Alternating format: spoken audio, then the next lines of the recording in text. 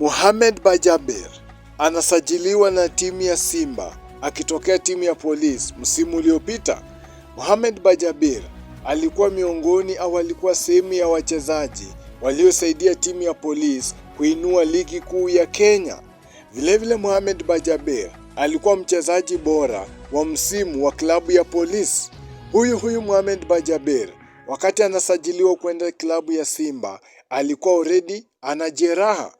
Lakini hadi kufikia sasa Mohamed Bajaber hajakuwa amepona majeraha yake.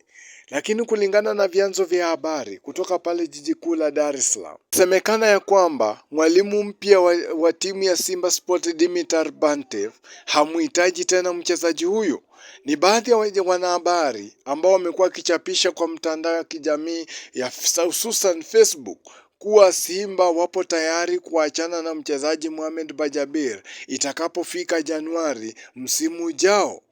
Swali langu ni je, wanahabari wanapataje taarifa au timu inafujijaje taarifa kwa umma kuanzisha uvumi kwa mchezaji fulani hatakuwa sehemu ya kikosi chao? Wakati wanamsajili mchezaji walijua fika kuwa mchezaji alikuwa na jeraha.